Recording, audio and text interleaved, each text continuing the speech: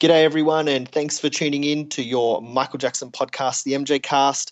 This is episode 17. Today's record date is Saturday, the 3rd of October, and today we're going to be talking about newly released Michael Jackson vocals, the new Jermaine Jackson single, Summertime Feeling, new album Unbreakable from Janet, the Jacksons' Next Generation. We'll have a wrap-up from Kingvention 2015. The Unity album is not qualified by the Latin Grammys, and so much more on this episode of the MJCast. The following is a presentation from the MJCast, the internet's premier podcast on all things Michael Jackson. You're listening to the MJCast by MJ fans for MJ fans. The idea is to innovate, or else why am I doing it? When I create my music, I feel like an instrument of nature. You let it create itself, really. I know I do. And I love to entertain. That's one of my favorite things. I love my fans. Just simply Michael Jackson. Welcome to the MJCast, your source of news and discussion on the King of Pop. Hi everyone, thanks for tuning in to your Michael Jackson podcast, the MJCast, news and discussion on the King of Pop and the Jacksons. I'm Q, your co-host, and today our co-host is Dan Villalobos. Dan, how are you? Hey Q, I'm very well, thank you. How are you? I'm so relieved and happy that you're joining me on this episode. Thank you so much from both myself and from Jamin. We truly appreciate it and all the work that you've done so far and that you will be doing to bring everyone this episode 17 of the MJCast. So thank you. Not a problem. Thank you. So yeah, Jamin is away and we're holding down the fort. Jamin's basically away on his own History World tour, which is pretty cool. So he's over probably in your time zone at the moment. Yeah, he's here in Europe, right? Yeah, I'm not sure what country he's in currently, but he's one of the sort of heads of department at his school, and for the history class, then he's one of the people that will take the kids on excursions, and this year they're off to Europe to see different historical things and learn history over there in the actual places, which is awesome. I can't even imagine what a kind of school trip that would have been for me, but wow. Did you ever do anything like that? No. We went to France a couple of times, but not a big tour like that. He's probably seen things more than I have, or I would imagine by now. It's crazy. I think you're quite well traveled now, though, as well. Yeah, but Europe is still eluding me. It's on your doorstep. I know. It's I just should there, get around like it's to a train ride away. Yeah. So Dan, tell us a little bit about yourself. Well, I've been a long-time fan since I can remember. I was born in Mexico. And I came to the UK when I was a child, when I was 8 years old, and yeah, I've recently been living in Australia, and now I'm back in the UK. I specialize in production, in music production, sound engineering, and anything to do with audio. Really, I just sort of chop up or turn into something. So that's me. You would have loved it then talking to Brad Sundberg. Of course, you were my rescue co-host on the Brad Sundberg special we had recently when Jamin's Skype was not behaving at all, and you were my co-host then. So you would have loved hearing all that sound engineering, technical stuff from Brad. Yeah, all the technical stuff, all the tidbits, all the behind the scenes, and everything that he shares. I always sort of soak in, and it was a real privilege to be on the show and to listen to him talk, for sure. That was a great episode, actually. I think we had some great feedback from that. So if people are listening and you want to write to us, please do. The MJCast at iCloud.com is our email. The MJCast is also on Twitter at the MJCast. The MJCast.com is our companion website. Subscribe and rate, review our show on iTunes, and tell your MJ mates about us too.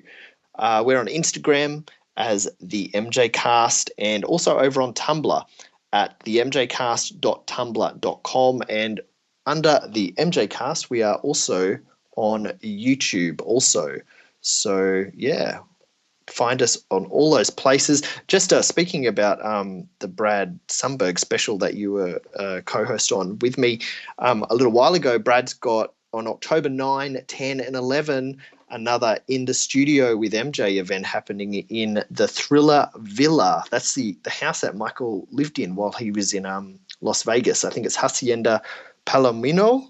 Yes. Is the name of the house. I think so. So head to inthestudiowithmj.com for tickets to see Michael's team of Brad Sundberg, Brad Buxer, and Michael Prince over 3 days, October 9, 10, and 11 in Las Vegas at the Thriller Villa. So head to inthestudiowithmj.com to check that out if you're in Vegas or around the area, because tickets are strictly limited, so don't miss out, because that would be an incredible, incredible event. Yeah, I am so excited about that event. I'm not even in the United States. Like I'm freaking out about like the possibility of, for people to go into that space and to be in front of those people, and the stories that they're pretty awesome. Yeah, like the what things they're that you cover learn, and the experiences they had, and yeah, that would be awesome. Lucky people. If anyone goes, hit us up, send us an email at themjcast@icloud.com and let us know all about it. Go and make me jealous, please. Someone make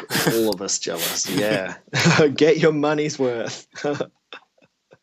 So we've had a lot. I know you've been really, really busy with work and everything, but since we had our last episode out, there's been a lot of stuff happening. It's been hard to sort of keep track of everything, and even to sort of to whittle down the show notes for today's episode. So how about we start with something that happened probably not too long after our show actually last time, which was singer Ciara performed a cover of Heal the World on The View to commemorate the 14th anniversary of the 9/11 attacks. Did you have a chance to watch her Heal the World cover performance? I did, yeah. It was very nice. It was very tasteful and performed very well, I thought. Yeah, me too. Totally agree. Yeah, and I think it's always nice, to hear Michael's sort of philanthropic anthems back on television, I think. Yeah, it's not really done much, is it? No. People sort of would stick to covering the big sort of tentpole hits that he had. Yeah, absolutely. So yeah, it was really cool to hear like a different version of Heal the World. It was obviously a lot faster than Michael's version, I noticed. It was sped up quite a bit, and it wasn't the complete song. It had been edited down a bit as well. I think a few verses dropped. It jumped straight to the last section. Yeah. But she did, very classy. She's got a great voice, and it was really only accompanied by a piano and 3 backup singers. Yeah. So it was a simple cover, which I think is sometimes nice, strip it back. Yeah, it's quite nice. I mean, I haven't seen Ciara for a long time, actually. I haven't. Ciara did the Janet tribute at an award show this year, I think. Yeah. We spoke about it. And that was incredible to watch as well. She can dance. Wow, that was great. I caught that on YouTube. That was pretty awesome. But she did a good job. So in the show notes, we will have the YouTube link to the performance that Ciara did of Heal the World on The View. But yeah, I think overall it was quite well done. It was a nice cover. And yeah, such a good point that you made. It was just so great to see one of his anthem songs being put out there, and especially Heal the World. A lot of people would sort of not even think twice about listening to that song if they're not a fan, because it's so really opposite to any other sort of song on the radio or popular music. It was such a sweet and unique piece, and quite simple in its message, that it was probably ignored by a lot of people. So it was good that she dug this out and presented it to people that might not have thought about the message so put simply like that. So yeah, cool. Check that out. Let us know what you thought of Ciara's cover of Heal the World. So just after the last episode, we sort of talked about the Off the Wall, Off the Wall 30 that has been rumoured. Yeah. And just on Twitter, we were talking about it, and one of our Twitter and Facebook friends at MJ Book Club, who is an Australian who organises great little fan meetings for like book club. Like you take like people discuss MJ books, and then there's like a theme. I think they've got a thriller theme coming up for Halloween at one of their meetings, and she's touring around Australia over the next year doing different book club meetings, and we're saying what a great idea that is for fans to organise something like that. And she mentioned to us that she had heard from Sony that they were not doing anything for Michael's birthday, obviously, but they were planning something special for Michael in October. Right. Jamin thought, oh, maybe that's an off-the-wall anniversary. I've got an idea. What do you think? If Sony were planning something at the moment for October, what would you think it might be? It's a tricky one. I mean, the natural thing for me to think about is a thriller or something around that theme, sort of a zombie type, scary, ghoulish theme. Yeah. But obviously they've concentrated on that for the Thriller 25, and obviously after Michael passed away. So I'm not sure, actually. I mean, Off the Wall will be good, but I don't actually have a solid idea. How about you? Well, it is fun to speculate, and I went immediately to what you were thinking as well, which is like thriller because of Halloween and that kind of thing. And October is basically Thrillerween for Michael fans, Thrillerween or Thriller Night, as I like to call it, which is awesome that I always see MJ fam out there celebrating Thriller Night. If they are actually planning anything for October, I would hope and like to think it might be some sort of thriller event, because not long ago there were some rumors about Thriller being converted to 3D. Right. And maybe having a sort of limited cinema release or something to that effect. So that would be pretty cool if that was this year, because that's like only, a couple of weeks away. Oh, that's right. Was it this year that John Landis confirmed that the 3D thing was happening? Like earlier this year? Yeah. Or was it last year? Yeah. I can't remember. No, it was earlier this year that we heard. I'm pretty sure John Landis confirmed that there was something happening.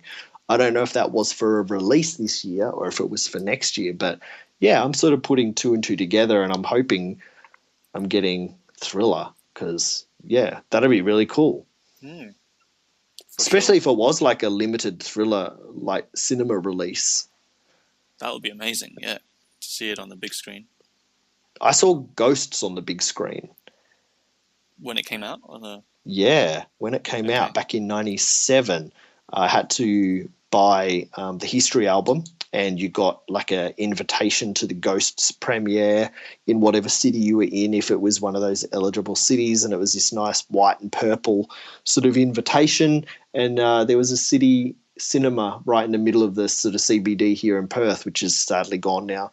But yeah, they did like a big Ghosts sort of premiere screening, and then I think they screened it for a limited run. I'm like going to say no more than a week, maybe only a couple of sessions a day. I only got to see it sort of at that invitation event. But yeah, so I did see Ghosts on there, and it was the original version of Ghosts when it didn't have Is It Scary in it, or even the song Ghosts might have been in it at the end in the credits, but mainly the whole film was based around the song Too Bad. Okay. And some of the effects, the facial special effects when he morphed into like the ghoul mare and stuff, they were different as well. Right.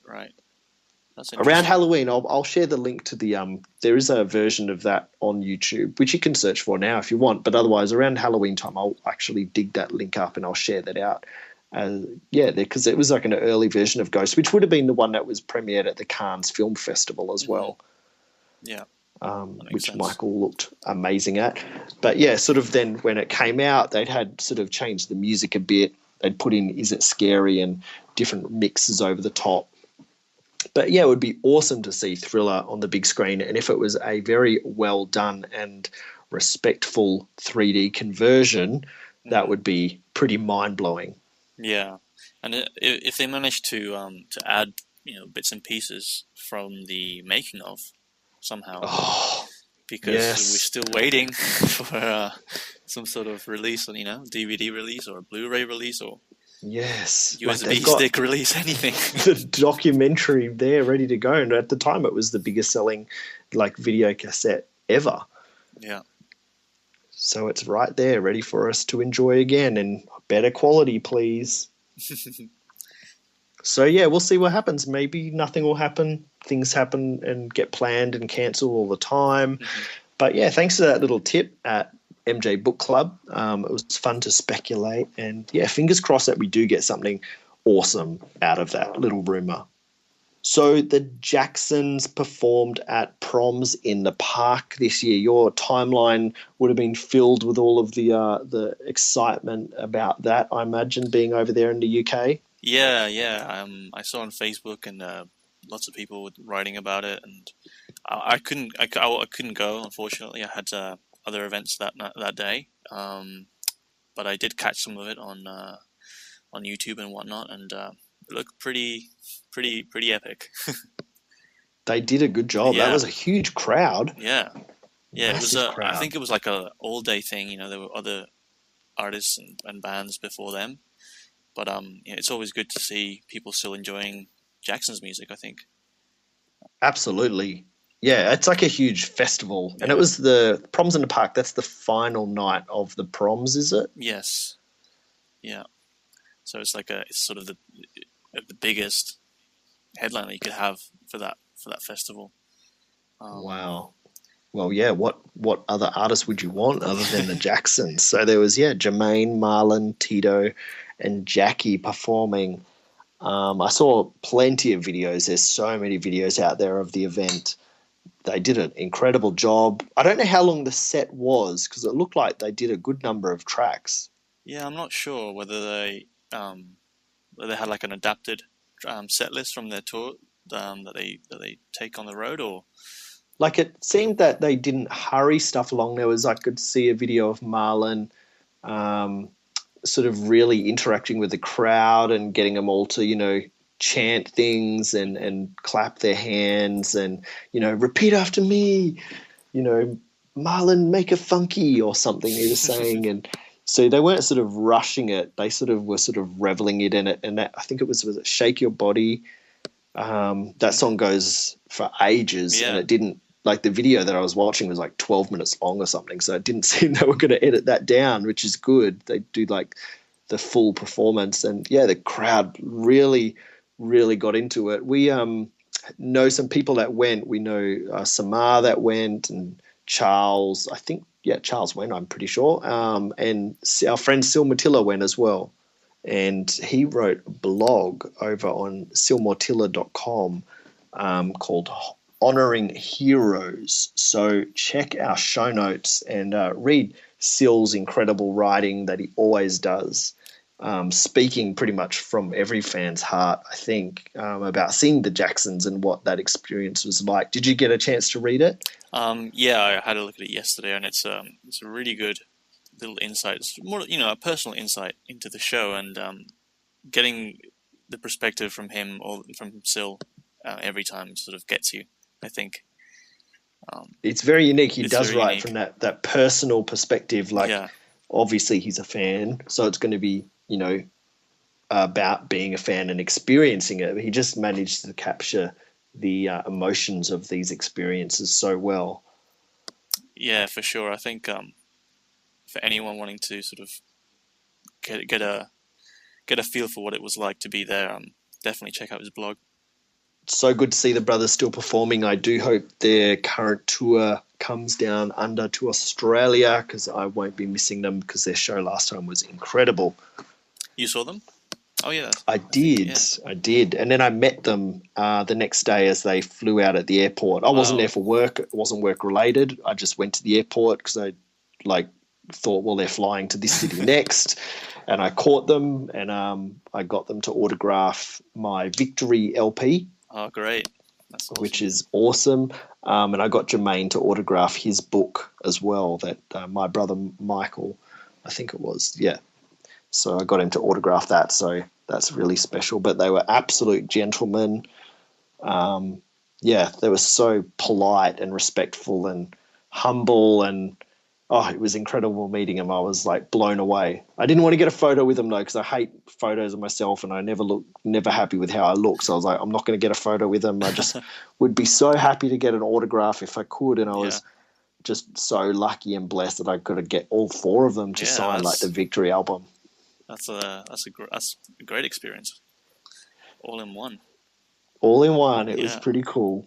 So there's so many new Jacksons sort of music out there as well at the moment. So the next thing we're going to talk about is Jermaine Jackson has a new track out. It's called Summertime Feeling. It's out on iTunes. He's got a little sample up on Vivo and YouTube. Have you heard the new Jermaine Jackson song, Dan? I've heard the teaser. I haven't heard it in full. Okay. So yeah, I can't comment on the full version, I'm afraid. But it sounds like a throwback to Motown type vibe, you know, from what I heard anyway. Is that right? Yeah, it has got that sort of classic feel to it. I think that the training they got at Motown, I think, is sort of so ingrained in them, not only in their live performance and their showmanship, but in their music and tune and melody and things like that. I think the beautiful, simple melody in this, does sort of harken back to Motown melodies. It's a really beautiful song. It's really nice. It's, I think, some of his best work for a long time.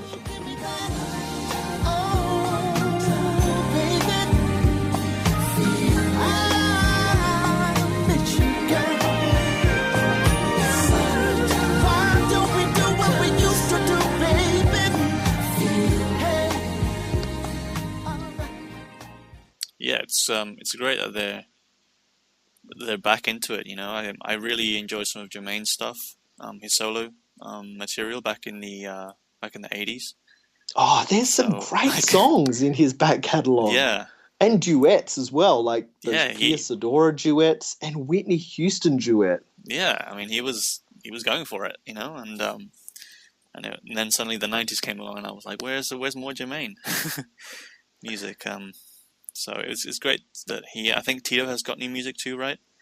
Yes, correct. Yeah. So Tito's got new music, and it's great to hear them again. It is. But yeah, so we'll have links in the show notes to the YouTube clip for Jermaine's Summertime Feeling song. But yeah, it's awesome. It's with the sort of new Jackson stuff coming out, I think even when Michael was still around, it was really hard to sort of hear a lot of this stuff on the radio. But we sort of forget that we can actually tell the radio stations what we want added to their playlists. So if the Jermaine Jackson song, which wouldn't be like, you know, your top 40 sort of mainstream hits station, but your more easy listening station, why don't you contact them and tell them to add Summertime Feeling to the playlist? Because it would totally suit. It's a really great song. It would really stand with anything that's current in sort of the easy listening category. So, yeah, I think people should sort of contact the radios. Same as like Janet stuff. I haven't actually heard any of the new Janet stuff on the radio. Have you? I may have heard a couple of songs. I think after No Sleep came out, and then on Break. Yep. I might have heard No Sleep on the radio, but I haven't listened to the radio too much in the last few weeks. So I haven't heard much of anything. But I got the album yesterday, so I'm just starting to get into it. Yeah. We're going to be talking about that a little bit later. Cool. I picked it up today as well. But yeah, people, you know, write in or email, contact your radio stations. A lot of radio stations have an app now. So maybe search your radio station in the App Store or whatever. Yeah, tweet them and tell them that you want to hear these songs on the radio, because there's no reason they shouldn't be on the radio. Definitely. So also happening recently was the first Kingvention, Michael Jackson convention. And it was the first one this year, and hopefully it was such a success that it'll come back and happen again next year. But we're going to cross over now to our roving reporter, Jay Hoffman from Cardiff in the UK. And he was at Kingvention 2015. and he's going to tell you all about it. Hi there, Jamin and Q. My name's Jay. I'm from Cardiff in the UK, and the reason why I'm speaking with you today is because I was lucky enough to attend Kingvention in London over the weekend. I've been looking forward to this for quite some time, and was happy to be going with my friend Susie Michael recently. So we get to London and we head down to the Park Plaza Hotel in Victoria in London, and as we go down the stairs to where Kingvention was being held, there were the sound of drums, and it was a local London band of drummers called Batala, I think that's how you say it, and they were playing They Don't Care About Us. I mean, it was amazing. There were about 30 or 40 drummers all there playing They Don't Care About Us as loud as can be. I'm sure Michael would have loved it. There was a Michael Jackson impersonator there as well, and he was whipping the crowd into a little bit of a frenzy whilst they were performing They Don't Care About Us. It was a great way to start the day, and we got treated to that drum special 2 or 3 times that day, so that people that were late could actually get to hear it as well. Once that was over, we headed towards the King of Shop merchandise area, and it was like a how would you say, a pot of gold at the end of the rainbow for Michael fans, because there was loads of stuff there. I mean, you had t-shirts, rare items. There was a guy there that was an artist, and you could buy original artwork of his. I can't remember his name now, but I'm sure I'll be able to find it somewhere. And then we moved on to the actual day, the event. There were 3 guest speakers, and they threw one surprise guest in. His name was Eddie Wolf, and he was famous for taking the photographs of Janet and Michael during Scream, which is great. There were 3 other guests then. The first one that we saw was a guy called Rob Hoffman, and it was great to see him because, he's like an engineer with Michael, and he's worked with him on quite a few of his main albums. And he talked about what Michael's work ethic was like and what he was like to work with, and he told us a quite a funny story about how at one point when he was working with Michael during They Don't Care About Us, he said he would go into work and it would feel painful for him, and we were all sort of like, why would it be painful? Anyway, the reason that he said it was painful is because Michael used to love to have the music up so loud that he said the music would be so loud and his ears would be compressing through the loudness that Michael would like to have the music played so loud, which is a funny story for us to listen to and be able to feel closer to Michael with. The second guest was Diane Walzak, and I think she's famous for creating the history statue that appeared on the front of the album cover. And she was, gushing after Michael. She loved him. I mean, she worked with him quite closely during that period. And she talked about wanting to create a 30-foot bronze of the History Tour statue because she feels that it was time for the fans to have somewhere to go to pay respects to Michael, and she's right. I think we do need something like that. Furthermore, she went on to say how Michael left a mark on her, and she even named one of her children Jackson, and that was because she was pregnant whilst she was creating the statue, which was a lovely little touch, I thought. And then the third guest was Jonathan Morris. Bless him, he was in a bit of a rush because he'd been on holiday with his wife, and he literally arrived in London that afternoon, and he didn't arrive into the hotel till like 4:05, so he was a little flustered and everything.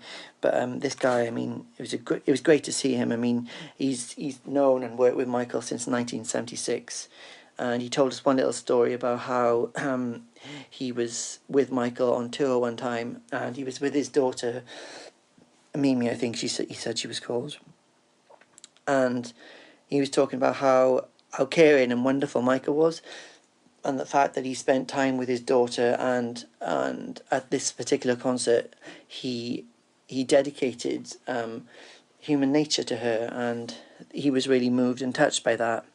I mean, he had loads of other stuff to say, but this was the main story. He said that he remembers Michael by how he used to just care for everyone. And if I was thinking of all of the guests, they all sort of kept that in mind, and they would say how Michael was so focused, how he would always show love to other people, and it didn't matter where he was always consistent, and very, very kind, wonderful, compassionate person.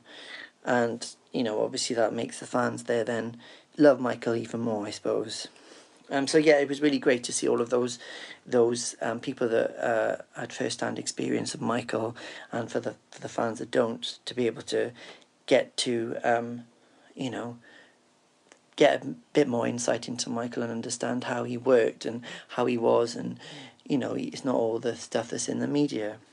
So that was great anyway, and plus everyone got a chance then to speak with or have photographs and autographs done with all the guests, which they were happy to do, and they hung around till the bitter end, which was great, and it was a nice little touch. I mean, I got to speak with Rob Hoffman just to say that I have the same surname as him, which I'm sure he will take that back to America with him and love that.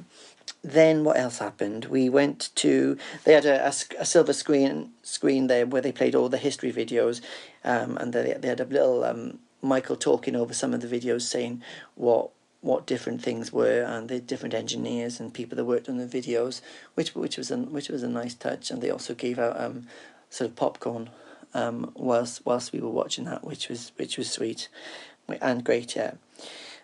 Finally then, moving on to the evening section of the day, because it was from 11 a.m. till 11 p.m, they opened a place called Club 30s, which was a Michael dance-a-thon even, for all of the fans. I mean, it was a great little thing. The initial bit was a bit quiet on the dance floor. I think people were a bit nervous to go up, but a couple of lookalikes got on there, and there was a guy, Danny, I recognised him from other Michael Jackson days that I've seen in the past. Those two were having a bit of a dance-off on the stage, and that got everyone whipped up to a little bit of a frenzy, and soon all the 250 or so fans were like moonwalking, kicking, spinning, owing, and all that sort of Michael jargon, and it was really amazing stuff to get everyone to be able to dance to Michael songs, because it feels like it's been forever since we've been able to do that. And that was for about 3 hours, so it was a proper sweat fest with all the Michael fans, and the tunes that kept on coming to keep us on the floor. One of the nicest points of the evening, though, was toward the end, was when Heal the World started, and it was a really I think like a spiritual moment. I think it was really for all of us, because we all sort of cleared the dance floor and held hands around the edge of the dance floor and sang the whole song, and it was a really uplifting moment for all of us. And then there was a young girl there as well in a wheelchair, and Man in the Mirror came on, and I think one of the other fans just helped her into the centre of the dance floor, and we all sort of huddled around her singing Man in the Mirror while she was there. And I think it was a really great moment, and it was a testament to Michael and what he has left with his fans. I think it was a great thing.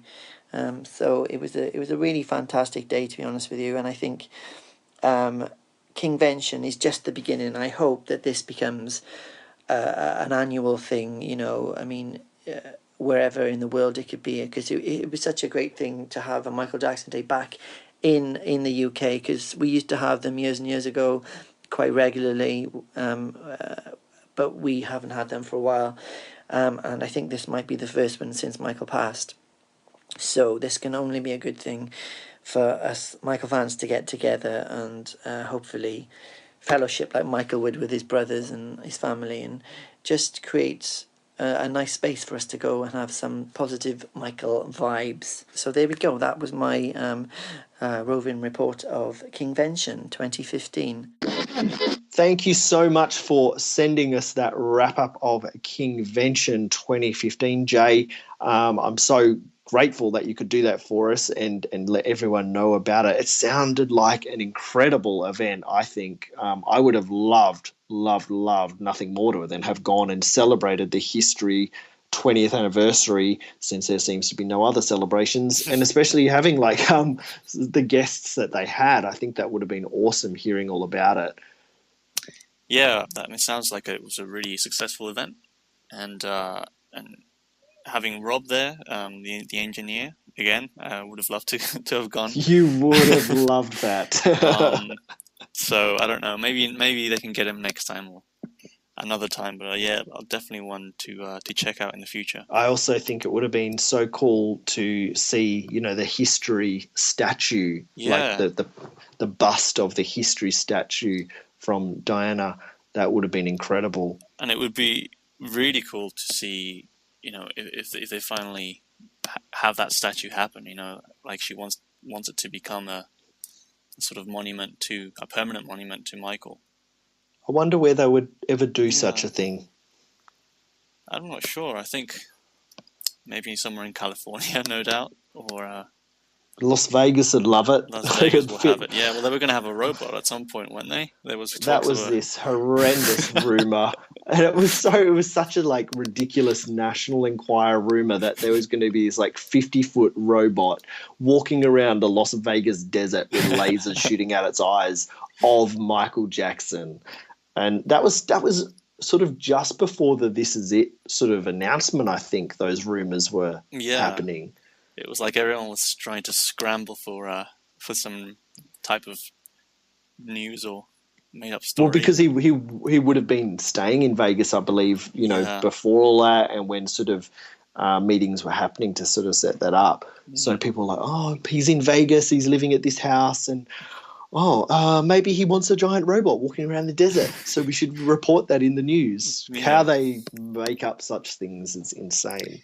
It's crazy, but yeah. I'm not saying I don't want to see a giant Michael Jackson robot walking around the desert shooting lasers. As long as it's not causing any harm, I think it'll be pretty cool. Yeah, as long as no kaiju come from a rift in the Pacific Ocean and start attacking cities, and we need the big giant robots to save us all. Yeah. That would be good. If it was just a robot, that'd be cool. No kaiju. Yeah. But the history statue would be awesome to see, I think, especially if they make it, as big as on the video. The teaser. That's as big as that Sears Tower in Chicago or something. Yeah, why not? I don't. Well, yeah, it'd be awesome. Maybe if anywhere was going to do it like that, Vegas or Dubai. Yeah, or China maybe. Somewhere in China. They build things very quickly. Yeah. Yes, I would. Yeah, I'd still love to just see one of the Sony promo statues, like the one in Best in the Netherlands at the McDonald's there. Seeing one of them would be awesome enough. Yeah. Was there one left in Australia as well, or not? No? Sadly, no.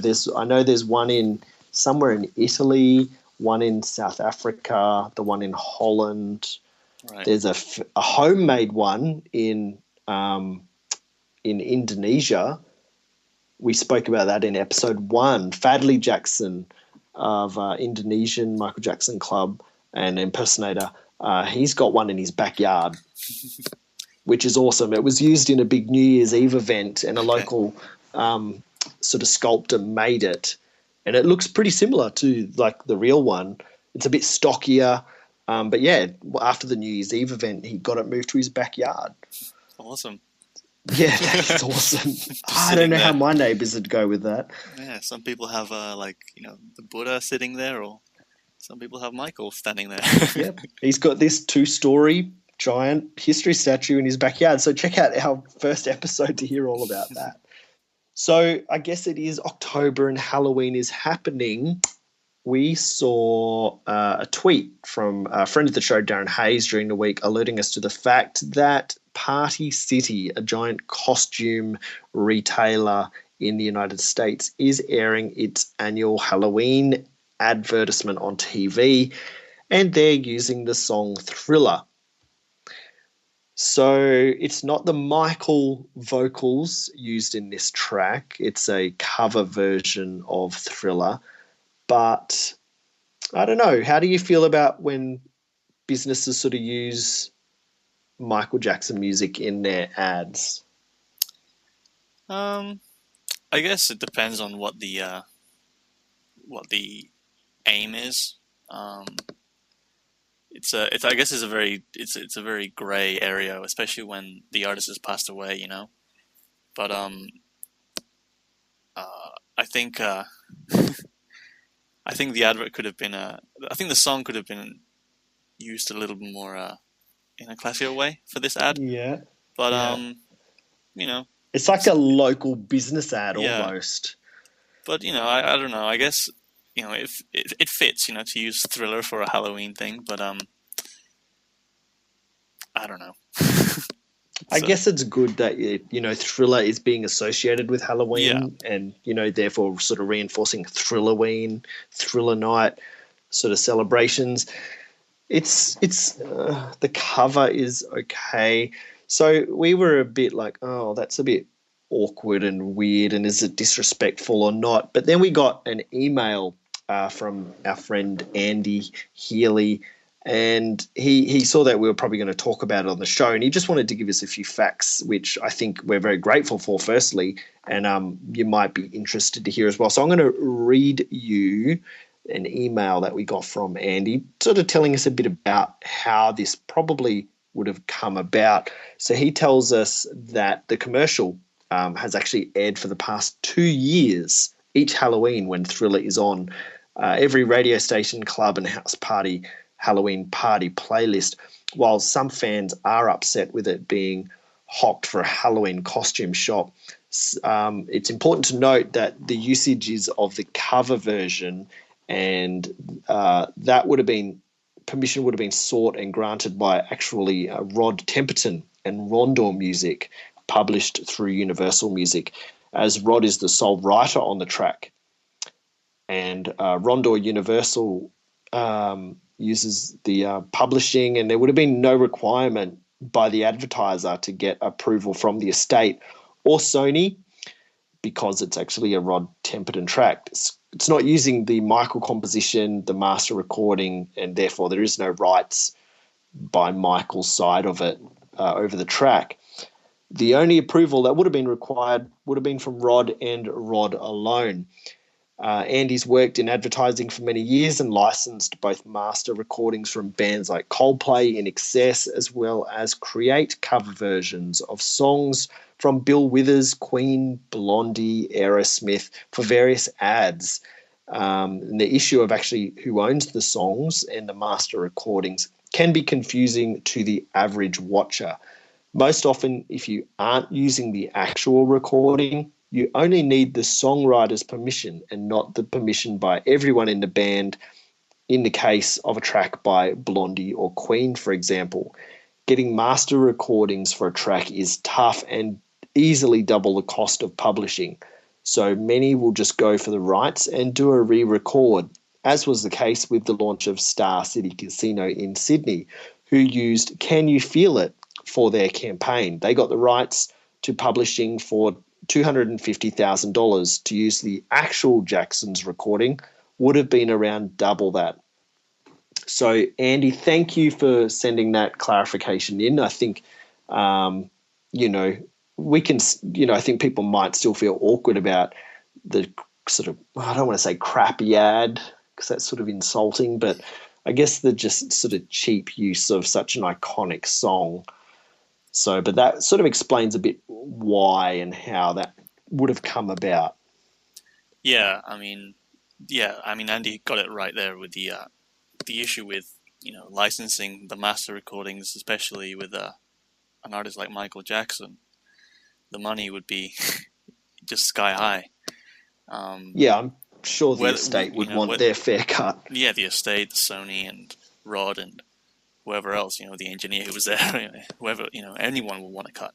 So, and the paperwork, it's a slow process, and it's a bit of a headache for both parties, I think, involved. So, yeah, it's unfortunate sometimes that, some cover versions can be used in such ways, but it's a win-win for everyone, and I guess it only happens once a year. That's why I think we should hope for some real official sort of Thriller celebration releases around Halloween, like, Thriller in the cinema. Why is there no like Halloween sort of party mix, like an official one with Michael Jackson's songs on it, like Thriller and Ghosts and Is It Scary? Yeah. Stuff like that, Threatened. Yeah. If they put official stuff out around Halloween, that'll give us something to be excited about. I mean, yeah, for sure. I mean, Michael wanted to do the Ghost special in 2009, yes. and Yes. I think it'll be awesome if the estate or Sony or whoever could organize something like that. To merge Thriller and the Ghost experience into one event, and maybe it happens once a year, or maybe it happens once every couple of years, or whatever. And make a proper Thriller night celebration. Yeah, that'll be. We can hope. We can always hope and hope for the best. So something sort of came out of the blue a bit for us was Paul McCartney is doing some album re-releases, and included on the Pipes of Peace album, he has a sort of alternate version of his duet with Michael Jackson, Say, Say, Say.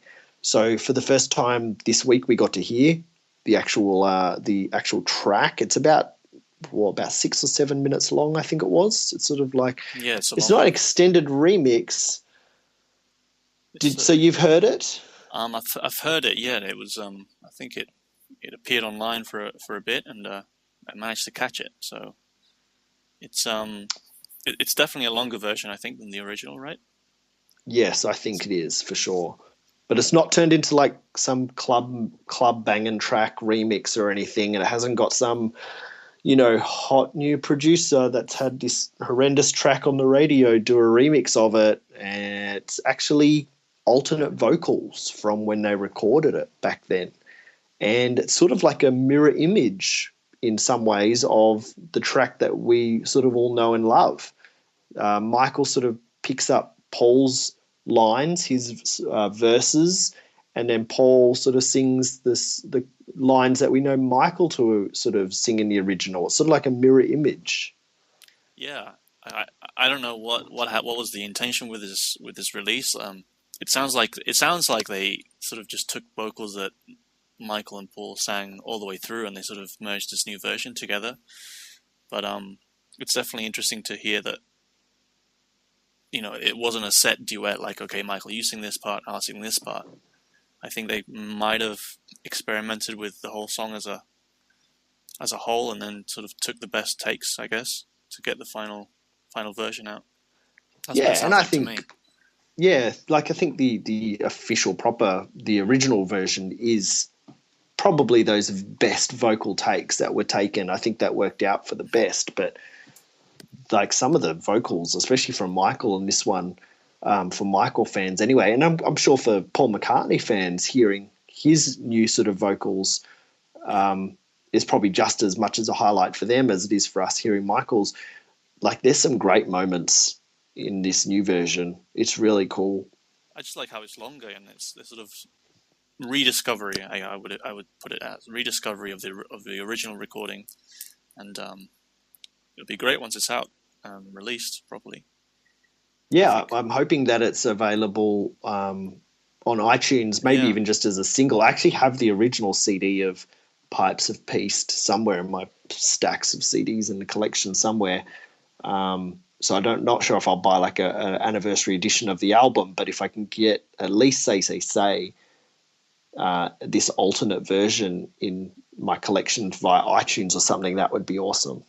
I saw a little video. He was sort of speaking about how that Pipes of Peace album came about and how we went about making it with different artists. And he sort of approached it like casting a film with actors for certain roles. And there's a lot of different people that featured on the Pipes of Peace album. And actually Michael was the one that approached Paul about doing some songwriting at the time, of course, with The Girl Is Mine.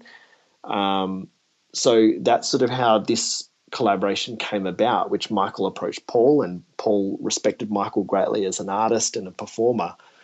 And out of it came some pretty awesome little duets and collaborations. Yeah, I was just thinking now, like, imagine if it was the other way around, if Say Say Say was on Thriller and The Girl Is Mine would have been on Pipes of Peace. Imagine if something like that would happen. Yeah, that would have turned it around a little bit. Turned the tables, so to speak. Yeah. Yeah, it's interesting to think. I never even considered that. I did consider that, I guess, because we now have Michael Jackson singing basically in both versions combined the whole song, and then therefore there's also Paul McCartney singing all of the lines spread out over these two different versions. So it probably won't be long before someone fan edits together a Paul McCartney solo version and a Michael Jackson solo version. Wouldn't be really hard to do, and it would be very interesting to hear. So,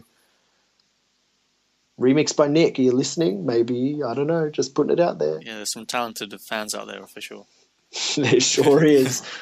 But no, it's a great version. We'll have a link to an article in The Guardian about the re-release, and you can hear Paul McCartney talking about how the collaboration came about. And have a look on iTunes and look around and maybe buy the Say Say Say version if it's available as a solo, or consider buying the Pipes of Peace album. Another awesome album that we've spoken about a number of times and I really love was the Unity Latin tribute album by Tony Succa, and it had a lot of great artists featuring on it. I think somewhere on this very messy desk I've actually got the CD cover. I'll try and flick around while I'm talking to find it. I didn't even think of using the cover for anything. But it's been sort of disqualified by the Latin Grammy Association from receiving any awards, and it's sort of created a bit of controversy, and I've seen a hashtag not Latin enough. Have you had a chance to read anything or hear anything about why this has happened? Bits and pieces. I mean, I didn't really know much about it being considered for the Grammys anyway. Like I knew about the album, and I knew how wonderful it sounded and how good of a job they did with it. But the first thing that came to my mind was probably the fact that it wasn't sung in Spanish. And then when I read more into it, that pretty much turned out to be the case. And I can see why they thought, okay, well, it's not in Spanish, so we can't give you the Grammy. But there are so many songs that are out there that I would consider to be Latin. I mean, Gloria Estefan sings in English, and I would consider her music to be Latin. There's Ricky Martin, Shakira, and all these people who do sing in English, and I would, Santana, who also has Rob Thomas singing, Smooth, and that's such a Latin song. I really think that they should rethink their rules and regulations for the qualification. Yeah, I agree for sure. I think all of those artists that you mentioned there, as soon as you hear them, it's completely identifiable as Latin music. They're like, the biggest names out there in Latin music. And then just converting the Michael Jackson known songs into that sort of Latin instrumentation, even that alone was so identifiably Latin. Yeah. Just as much as it is, it's identifiably Michael Jackson songs, but it's so Latin.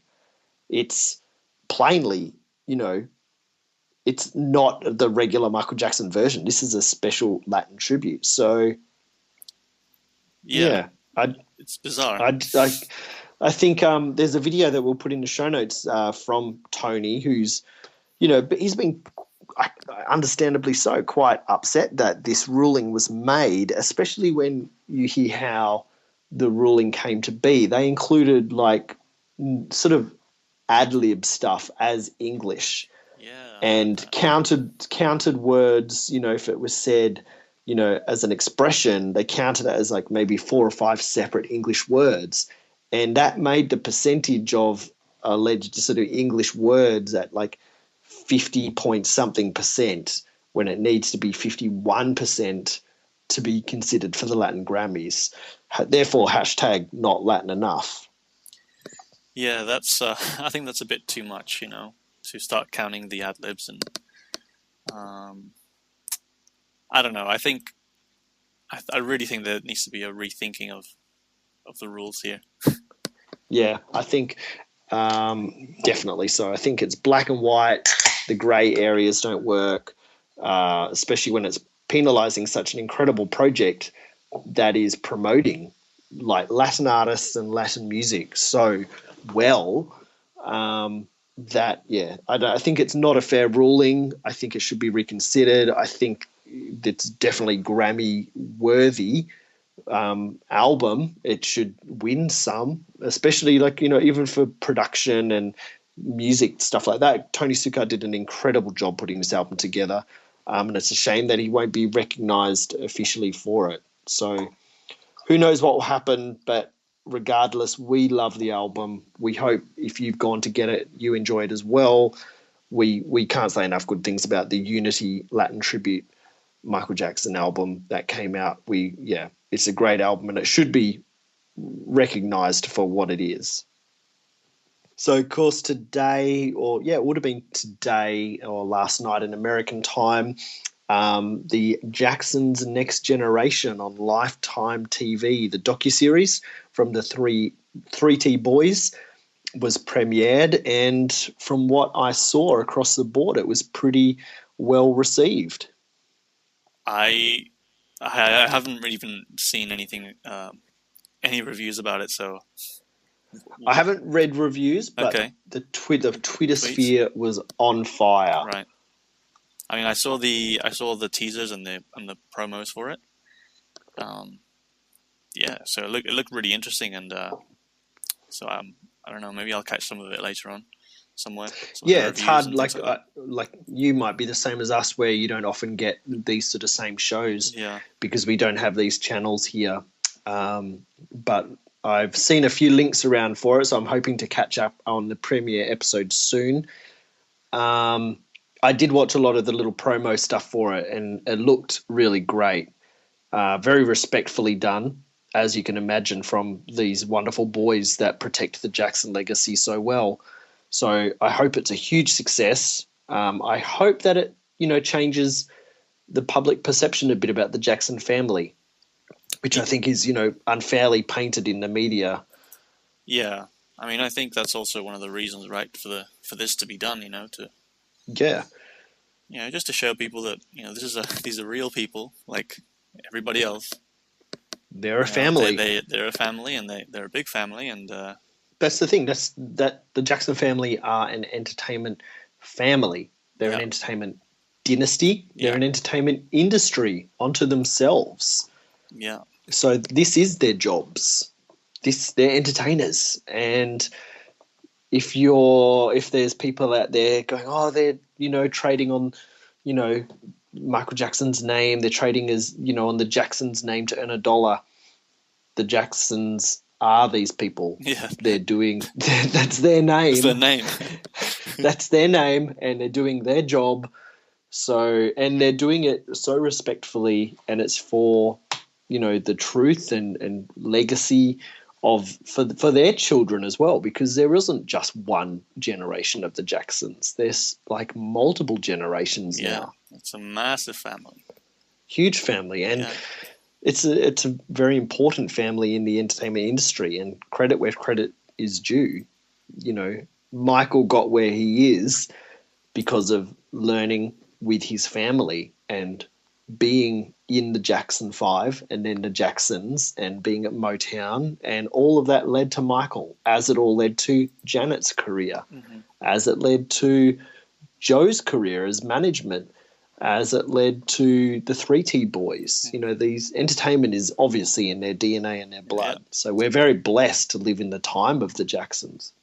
It'll be really cool to see what happens after the series is up, and hopefully everything turns into more opportunities for them, I guess. I would hope so. People if the people like the Kardashians can be so positively portrayed in the media for whatever the hell they do, then there's no reason that a very humble and a very hardworking family such as the Jacksons shouldn't be recognized in exactly the same way. Yeah. Without less selfies, thanks. Yeah. Yeah, and I mean, I would love to hear more music from them, even if it's just production. I know that Tarrell is a great producer, and I think just music is in their blood, and and film and all these sorts of things. So I hope they do well. I really want to see more stuff from them. The theme song is out on the internet on YouTube, and it's the 3T Boys doing their harmonies, and they would have probably produced it themselves as well. And that's a really great little theme song. Mm-hmm. So right. Yeah, and they've just released an EP as well to sort of come out at the same time as this docu-series. So yeah, new music is out there, and hopefully they keep going and onwards and upwards, and we wish them all the best of luck, every success, and all of our gratitude for all they do for the legacy of the Jackson name and for their family. So our love and success to the boys and to the entire Jackson family. So don't let your mind think that I don't care. And it's hard for me 'cause I know when something ain't right. You got me up all night, and that's the way the story goes. The story of love. The story of love.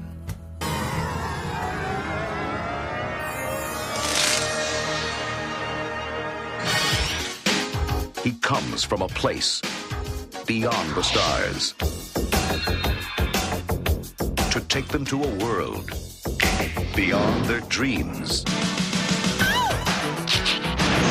From his soul comes the music. From his heart comes the beat. Now, from the imagination of Michael Jackson comes a movie like no other.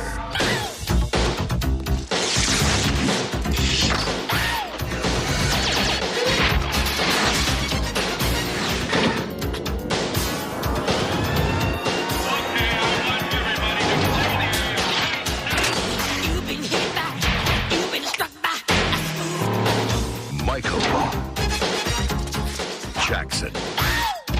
Nothing could prepare you for his movie.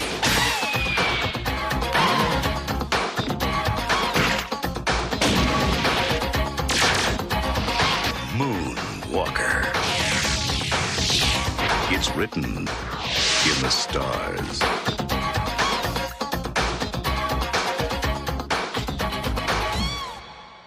So, Dan, I remember last time when we had you on the show, you mentioned, and I was very excited to hear about it in the future, which has now arrived, that you were at the announcement for This Is It in London. Yes, I was. So today, our discussion topic is going to be about our sort of personal MJ experiences, because really, I really just wanted to hear your stories. Right. Where do I start? Where do you start? Was that your first sort of big Michael experience, or No. What other Michael stuff had you sort of been to? So my first experience was really the Dangerous Tour in Mexico. Believe it or not. What? So that was a record-breaking concert, wasn't it? With the crowd. Ridiculous. Yeah, it was. I think the stadium had 110,000 people, something like that. Oh my God! And that was 5 nights, so it was it was around the 100,000 mark every night. So it was a big deal for Mexico, actually. I can start with this story because not many, at least back in the 90s, and to a degree still now, not everyone tours in Mexico, and if they do, they might do one show, and they might not come back for another 10 years or so. It's I don't know whether it's because of the risk involved, with the crime level or whatever, or it's like too expensive to bring everything. I'm not sure. But so every time that someone comes to Mexico, everyone goes. It's a big deal. I know it happened with the Rolling Stones, and when Madonna went in the 90s. I think it was in the same year, in 93. So I went. I was I was 6 years old.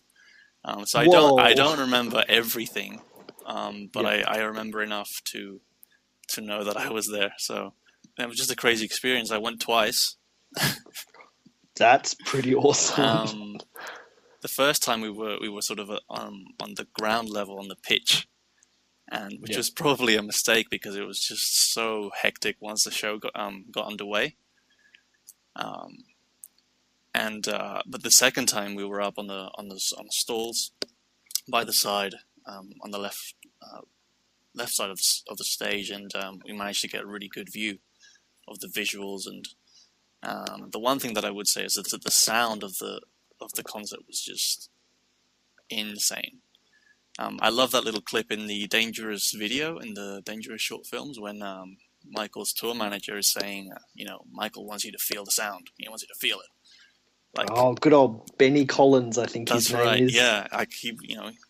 You've been to the show, and you've been to history, right? You know what it's like. The sound just permeates. You feel it in your internal organs. It like rips inside of you. It's so that was an awesome experience, and that was pretty much it for a long time. I didn't really, I kind of got on with life. Being a fan, of course, but I sort of got on with and you were only 6 years old. And I was at the time only as 6. Well. And you had some growing up to do in the meantime. Yeah. The second time that I guess my next experience wasn't until 2005, so it was a long time to get back into the Michael thing.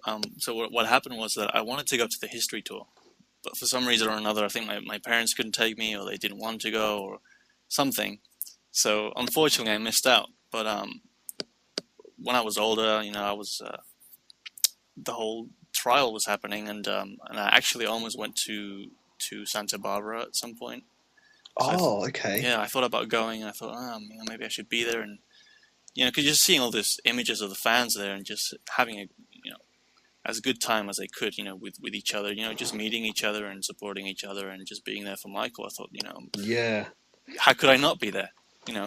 I'm still a fan, and it's 2005, and I love the guy, I love the music, and how could I not be there? So, but I didn't go in the end. But luckily, after he got acquitted, he came to London eventually. I think it was in October. I think so. It was again in October, and he was staying at the Dorchester Hotel. And I was. That was one of his favorite hotels, wasn't it? Yeah, I think so. I later found out that he was actually there for a while before anyone knew that he was there. Like, he was totally incognito. Which is incredible to consider. Yeah, I think he was there, I don't think he was there for the full length of time, but I think for a couple of weeks before we found out that he was there, he was doing I think he was trying to do some record deal thing with Universal or someone that didn't go quite to plan, but it was just incredible to me that someone with such a high profile can be at your doorstep and no one being aware that he's there. So yeah, how he flew under the radar for any length of time is almost inconceivable, and you wonder how often that sort of happened, really. Yeah. So, but by this point, I was at university. I was away from home. I was on my own. I was like, yeah, I can do whatever.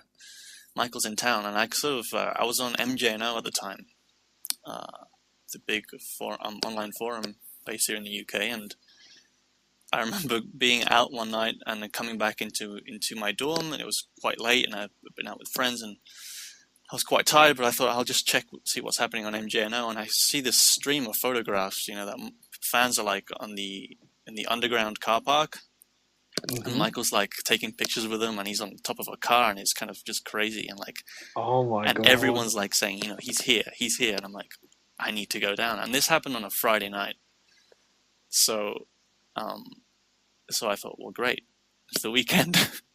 How So far were you from the hotel area? So I wasn't in London at the time. I was like 2 hours away from London. Oh my God. But I just thought, cool, I just go to sleep and I'll get the earliest train that I can in the morning, you know. I didn't get a super early train in the end. I got like a 10 o'clock train, but I was down in London by noon, and you know, by this point everyone found out that Michael was there, so the fans started to gather outside the hotel. And what happened was, as I was arriving to the hotel, I saw that fans were gathering on the side of the hotel in a massive crowd, and I thought, "Oh my God, I'm late." I was like on the other side of the road, and it was quite difficult to cross. So I had to run past the hotel and then eventually cross. And as I was approaching the hotel, I was running by this point. Fans were like taking pictures and jumping and kind of gathering around this entrance.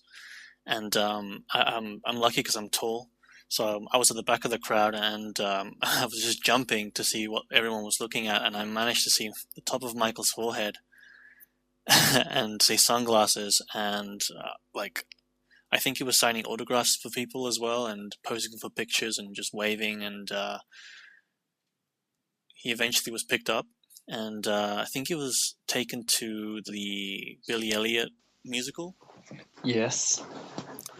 He was wearing that green shirt at the time. And he was taken out, I think, with his children, and Ramon Bain was there as well. And it was kind of just this sort of surreal moment, you know, just Michael's like right in front of me. It all happened really quickly, of course, because he had to be dashed into the car, and then, you know, off he went. And some fans knew where he was going, so they went there. I didn't have a clue at the time, so I kind of asked around. Some people didn't know. Some people told me different things. So it was kind of like a crazy situation, you know. Just people were running around chasing this car. People were just kind of standing still. Some people were crying. I was like in shock. I was like texting everyone. I was like calling people, like, "Oh my God, I just saw Michael Jackson." Some people didn't believe me, you know, because this was like after his trial, and everyone was like, "Oh, he's gone to Dubai. He's gone to Bahrain." Yeah. But I was just like over the moon, you know. I finally saw him, like, not performing, just like, I just finally saw him right in front of me. And I ended up staying at the hotel, kind of waiting for him to come back after learning that he was at the theater. And that's when I got the best view of him coming back. His car entourage was circling the hotel for a while, maybe trying to fool everyone that he was in one car and then not the other. So people were chasing all these sorts of cars, and then eventually everyone was waiting by the side door from where he came out. And this car very quickly just sort of pulled up. Like I was like near the front of this crowd of fans, so I was trying to hold back the fans because fans were like pushing forward, and the fans that were next to me were trying to push back because we were trying to make like a walkway for Michael to walk from his car into the door. And so, yeah, the door opened. Michael, like, swung around, kind of just sat there, like, assessed the situation very quickly, smiled, and went out of the car, ducked, and kind of just sort of very quickly and carefully went inside the door. And I remember, like, very quickly, everyone just pushed up against the glass door and kind of were waving at him, kind of shouting at him, and, you know, "Michael, we love you," all this and all that. And Michael just kind of just sort of dusted himself off, you know, straightened his shirt, turned around, and waved at everyone, and gave us a peace sign, and then took off into his hotel. So that how manic sounding. And it was just a crazy experience because, you know, Michael had just gone through this horrific ordeal, and he was still being ridiculed, and it was just kind of like being a Michael fan at that time was very kind of dark. It was tough. It was tough. It was dark really tough and very lonely. Yeah, it was lonely. It was tough, and suddenly to have him in London was just crazy. And for he seemed really happy. Like he seemed kind of, obviously it must have been quite stressful for him to kind of be dodging all the fans again. But he was smiling. He was waving. So it was great to see him smile after that awful summer. He was probably so like grateful and recharging on that love from the fans again, knowing that after everything he went through, there are still people there for him. Yeah, and that was pretty much the first of a few experiences I had in London with other fans and at the hotels, and I saw him again. I think I might have stayed in London that night, actually. Now that I think about it, just because it was a weekend, right? So I thought I'll just stay for another day, and yeah, we saw him waving outside the windows, and he was dropping letters, I think, at some point. And then the police had to come because fans were like on the road, and they had to put barriers up, and it was crazy. I think I didn't have a digital camera at the time. I had like a film, a film camera, a normal. Yes. So I was just aiming at the window, and even with a flash, like I think I didn't get any photos that day. I think I got one of Michael, and he's like covering up his face. Yeah. So yeah, and then after that, I saw him. I saw him at the Carlton Towers Hotel. He was wearing a bright blue shirt that day, and yeah, that was pretty crazy too. Actually, there were fans staying inside the hotel because they had found out somehow in advance, So there were some fans in the hotel feeding information out to fans outside the hotel, and there was like misinformation everywhere as to what he's doing. Is he coming out? Is he staying in? Where are we waving to? Which floor is he at? It's a crazy operation, and eventually he came out and with his children, and he went into a car, and then he took off.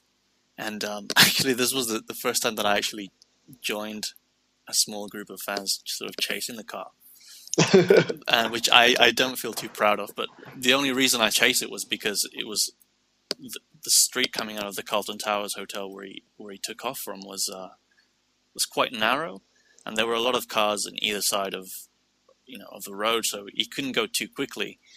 And with a crowd of fans kind of on the side of the car, I thought, well, he might roll his window down. I don't know. I just want to say hi to him. That's all I wanted to do. And I got to the back window, and the window didn't roll down at all, and it was completely tinted, so I didn't even know who I was waving to. But I was like, hi. And the first chance that the car got, the clear road, it just sped away and took off into the night. I think he went to see another show that night. Maybe it was I don't know if it was Mary Poppins or some other thing. So that was pretty cool night. And I don't know if it was that night or the night after that Michael went to have dinner at the Prince of Bahrain or the Sultan of Bahrain, or someone was staying in London, and he went to their family's home and had dinner there or something. And some fans managed to find where he was going and meet him outside the house. So that was interesting. Crazy how some fans could get some information and yeah, to this day I don't, I would imagine that some fans have sort of kind of well connected with people who know things, from way back. So, yeah. So they've kind of know just by knowing people. I think there were like definitely maybe some fans sort of in the inner circle, they were like regulars and known, like in the Bodyguard's book when he lived in Vegas, we heard that Michael knew particular fans and would talk to them and, ask them about things in their life and stuff like that. So maybe, I definitely imagine those fans would have travelled or either come from there or travelled to there. And so, yeah, they might have helped with information. Yeah, it was a very different time back then for fans and for these sort of events and manic sort of Michael sightings happening. Yeah. Because social media really, there was forums. Yeah, there wasn't the sort of live action social media to the second as there is now. Yeah, I mean, the Carlton Towers event was in 2007. I think Twitter wasn't even around. I think Facebook was only just becoming, and it's crazy to think how we communicated so quickly, back then. And yeah, forums had a major role, I think. And I think the biggest takeaway for me for going down to London and see Michael at the hotel, the fans, meeting the fans, and making new friends from around the world. I mean, people flocked from all over Europe, and even from the States or Canada or wherever else to come see him. It was amazing, and I'm very lucky to still be friends with some of these people today. Michael totally brought people together all over the world. I've got friends from complete opposite side of the world that the first connection we had was because of Michael Jackson. Like me and you talking now, like we've never even met in real life. Right, it's crazy. But and now we're like, co-hosting this episode together like old mates. And I imagine that one day at some point in the future, I probably will meet you in the UK and meet my other fan friends in the UK, like Sil and Sam and Charles. But yeah, I've got a great friend in Indianapolis, Tim, and he ended up coming to Australia for our wedding reception. Wow. And it was all because we became friends through Michael. I've got friends on the other side of the country because of Michael, and these are very, very, very dear and best friends. Michael had that power that he just brings people together. Yeah, so those were crazy, slightly dangerous chasing car moments, but how did those slightly dangerous, crazy car chasing moments compare to the "This Is It" announcement and those sort of like London event appearances? How did the sort of two differ? Obviously, social media was a big part in 2000. Was it 2009 that actually announced in 2009, or was it in 2008? 2009 for the announcement. Okay. So yes, social media was actually, I didn't even have Twitter then. I didn't use Twitter, so I didn't. I was mainly on using Facebook, but even then, I think there weren't as many sort of fan groups using like in Facebook, or maybe they were, and I just wasn't aware. I think forums were still pretty big. I mean, I was they were. I was co-administering Maximum Jackson at the time. So, I was in Max Jax. Yeah. So yeah, I mean, and forums like that were a big part. That was my world. So I was kind of just very, what's happening in the forum and what's happening in other forums. Well, who's saying what, and I don't know. I guess the events were a bit more. I felt a little better going to official events, It was definitely after the Carlton Towers event of me just chasing the car for even like half a road, just like not even a block. I kind of thought to myself, like, what am I doing? If he wants to say hi, I'm sure I could find a better suited time to meet him or whatever. So at events, I think it was always it was less stressful in that everything's organized and where to meet, who's going to be there, and let's all hang out and have lunch, and then let's all queue up and then you'll be at the event. In the case of the World Music Awards, which was in 2006, that was pretty much like that. It was kind of just get on a train and be there at certain times to queue up, and by now I know fans from MSN Messenger or from the forums or from wherever, and it'll be cool. We wouldn't have to be guessing where Michael will be. We know Michael's going to be here at a certain time when the show starts, so I think that's the only difference. Yep. But the World Music Awards were pretty insane too. So did you get to go, were you inside for the World Music Awards? Yes. Wow. So like it was pretty crazy because being inside, like once the whole thing started, the whole place was just erupted in cheers for Michael, like for the entire show. All that is edited out of the final broadcast, and you can't really make out the crowd chants too well anyway. But the whole of Earl's Court Arena was just chanting for Michael at some point. Like Beyonce couldn't speak at some point. Lindsay Lohan was presenting something, couldn't speak at some point.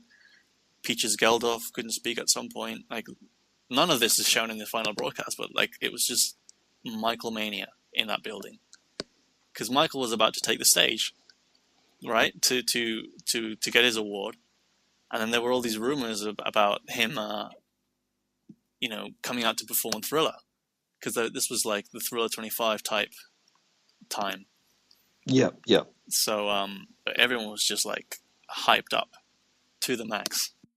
For the World Music Awards, I was standing. I went down with my friend Emily, and we were pretty much there since around noon. And after all the queuing up and being kind of corralled with other fans in a queue underground in the venue for up till about 6 o'clock or 7 o'clock or whatever it was, we could have made our way towards the front of the stage, because they let us in first before the general public, I think like an hour beforehand.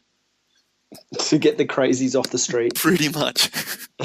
And I mean that with all love and respect, because I am the same. Yeah, crazy in a fan way, in a good way. Yes. We were standing kind of underneath the balcony where the main presenters were at. So there was a catwalk in the middle of the arena, but I thought it was probably better to be by the balcony where they were going to be presenting, because we know Michael was definitely going to be getting an award.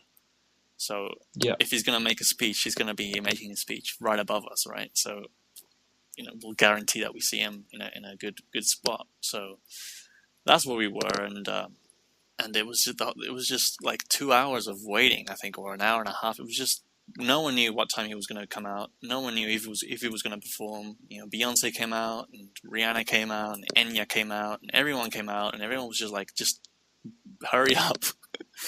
And then Chris Brown came out and did his Thriller tribute, and everyone was kind of like, this is it. This has to be. As soon as Chris finishes, Michael's going to come. And then everyone was kind of looking to the stage, and then out comes Rihanna, and and the poor girl was getting booed, like, as soon as, like, I guess because of the frustration. Like, there were so many fans who just wanted to see Michael that day. Rihanna was great, but we kind of wanted. I didn't boo her, but it was kind of a crazy moment. And eventually, Beyonce came out looking glamorous, and we thought, well, this has to be it. And the moment came. She announced Michael's award, and Michael came out in his sparkly suit designed by Roberto Cavalli, and I think he got an ovation for like I can't recall if it was like 6 minutes or something, or 7 minutes. Like what? Yeah, again, that was all edited out from the broadcast, and I was looking, and he came out, he waved, and he kind of said thank you, and he couldn't speak because it was so loud. Everyone was chanting and singing, and he did like a little wave to us at the bottom and waved around, and he just couldn't talk. But eventually he said his thank yous and gave a really awesome speech. So so that was pretty cool. And then they had the choir come out to sing "We Are the World." Yeah, well, that was funny because Michael spoke. I mean, this was like towards the end now of the night. I think the curfew is at 11. Yes, because that's where the controversy came from. It cut out towards the end or something. They shut it down a bit premature or something. Well, there was something. I don't know. Well, the curfews are always like at 11 here in this country, I think.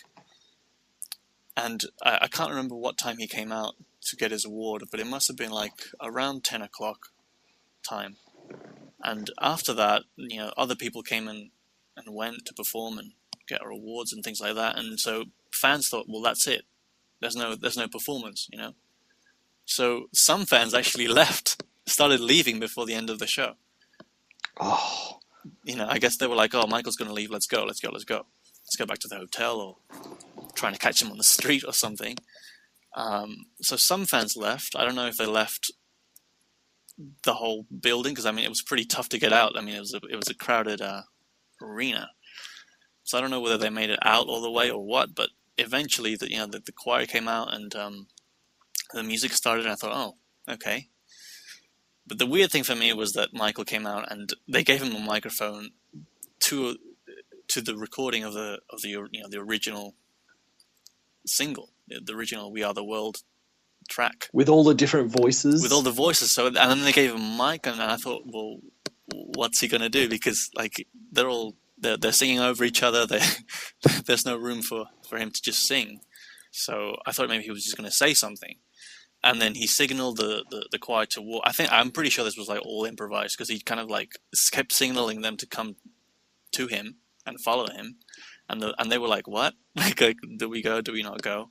Eventually, they followed him, and he walked down the catwalk and waved at everyone and started singing. And then when he started singing, it was really crazy, because it was like, I'm seeing Michael on a stage singing again.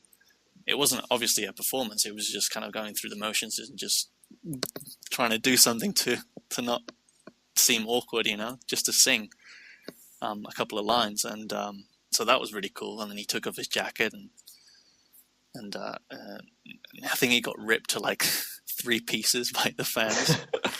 I remember seeing 3 million pieces. Yeah, and it was kind of cool, because we were standing like next to where the celebrities were sitting. They were like on a separate section, and all the celebs were like looking over and smiling and pointing and taking pictures. So literally everyone was there to enjoy Michael's moment on stage. And how close were you to the catwalk? Kind of close to the start of it. Yeah, we were on the right side of the catwalk, but we weren't really close to the end of it, to where he sort of shook hands and took his jacket off and things like that. So yeah, it was a gamble. Do we stand near the catwalk, or do we go to where the balcony is? So, but we got a good view. And yeah, but I don't know. I think the weird thing about the event at the end was Michael was singing, and then I think it overran. Like, it was like 11:02 or 11:03 or something, and the song obviously finished. Michael was still on stage, like with chanting. Everyone was chanting or whatever, and he was like, I think he finally said, "Oh, I'm loving this. Like, I'm liking this." And he was saying his "I love yous," and then he got to like the end of the stage and just did like a little pose, and everyone was kind of like praising him and singing and chanting, and I think they cut his mic out at some point, or someone came and basically told him like, you have to go, like like we have to finish this. So Michael left, and we saw him leave the stage. The choir followed behind him, and suddenly there was like a boom of like a massive click. It must have been from the microphone. It sounded like when you drop a microphone. Michael dropped the mic, literally. Yeah, I mean that's what I thought. Oh, he's like thrown the mic in disgust, or like or someone dropped the mic or something. So everyone was like, "Oh, what was that? Like, was it like?" And I think that's kind of where the whole slight controversy thing, rumor kicked off. But again, this is from my point of view. I was on the completely other side of the stage, so I don't know whether someone else knows more than I do, who was on the other side of the stage, who might have seen a better, got a better view of what was going on, or what. But it sounded like someone dropped the microphone right at the end.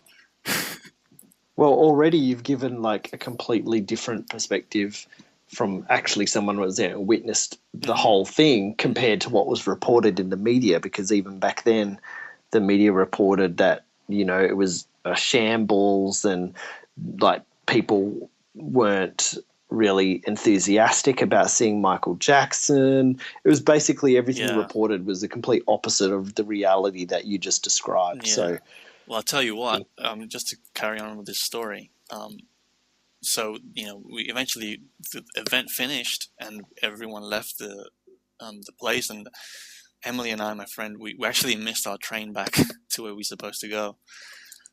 So we ended up kind of staying overnight in London, waiting for the last train, for the first train back, right? And I think the first train back was like at 5 a.m, and by the time we got to the station, it was like gone midnight, so... we thought we'll just sort of go to like a 24-hour cafe or something. We didn't know that Michael was actually staying very close to where we were. So had I known that he was very close, we would have probably joined the other fans. Mm-hmm. But as we were sort of walking to a little like cafe, I think Starbucks or something, then they opened 24/7s. We went past a newsstand, and they were just getting the deliveries of the newspapers for that morning. Yeah. And I thought, oh, that's interesting. And I stopped because there was a picture of Michael from the awards, like on the front page. And I thought, oh, I wonder what it says. And I kid you not, it said everything that you just mentioned, Q. It said it was a shambles, that it went wrong, that Michael was supposed to perform, but he ended up bailing out, that he didn't sing properly, that everyone was booing him. And this was like a first-hand experience of what the media does. Like, I've never experienced it in this way before. You know, I'd literally come from the event, hyped up and so happy, and everyone was like chanting his name throughout the whole 2 or 3 hours. The celebrities praised him. Everyone like loved it. You know, I mean, he didn't sing a proper performance, no, but everyone was chanting it. It was a completely positive reaction from the crowd, right? And then there I am reading this front page rubbish that completely just makes up a completely new scenario, you know? How did that make you feel? I was very just angry, you know? I was just very confused and just like, did this reporter go to the same event that I did? That's exactly what I thought. Like, what is this? That's what I thought. It was very bizarre. And I can only imagine what Michael would feel if he knew that he'd just come back from an event where he got an award for selling millions and millions and millions of albums that no one else has done. Was it the Diamond Award? The Diamond Award, yeah. 100 million albums of Thriller sold, something like that. Yeah, it's just ridiculous. Like the highest accolade ever. Crazy positive experience for him. Great reaction in a city that he loves. And it's probably a good thing that he doesn't read the tabloids like he said he did, you know. But this wasn't even a tabloid. This was just like a normal kind of broadsheet newspaper for a local thing, and it just said Michael sucked, basically. Like the things that he had to go through was just insane. So yeah, that was disappointing, but the experience as a whole was a good one in my books. Yeah, I love the videos of even just the little clips of videos from when he was getting his award and the adulation that he was sort of getting in those moments alone. Mm-hmm. I love those clips, and he looked just so royal and resplendent in that stunning Roberto Cavalli suit. Mm. I love those pictures, and that would have been just incredible to see. Yeah. Was it a very different feeling when it was the "This Is It" announcement? It was pretty much the same, but I would say that the expectation was different. You know, everyone was kind of. I think there was more tension for the "This Is It" announcement, only because, you know, this wasn't Michael as an invitee at someone else's event. This was the Michael Jackson show, and this was kind of day one. You know, this is the launch date. This is what kicks everything off. So everyone was like, no one knew what he was going to say or what was going to be announced or the dates, how many dates, the prices, nothing. So I think that had you seen posters go up for, you know, the concerts? Because I remember seeing on like Twitter and everything. Yeah. Like these are the pictures that they're putting up at bus stops and train stations and the streets. I think the local folks did. You'd see some. Yeah, I remember that. I didn't personally see them myself, but. So did you know what you were there for? I did. Yeah. Well, what happened was, because like I mentioned earlier, I was part of the Maximum Jackson team. We got a tip from someone that there was going to be an announcement in March. So I think this was like late January or early February, we kind of were expecting something in March, but we couldn't talk about it because we didn't know was it legit or anything. So we were kind of waiting to see what happens. And then I think there was a TMZ video of Michael shopping in LA with Christian Audigier, right? Yes. And then Christian was like, "Oh yeah, Michael's going to London tomorrow." And everyone was like, "What?" So yeah, thanks, Christian. So we thought, okay, something is happening. And then I got a call from a friend of mine saying, yeah, Michael's in London now, and I think there's going to be something happening later in the week. So we were kind of like, what's going? Like, this has to be the tour that everyone's talking about.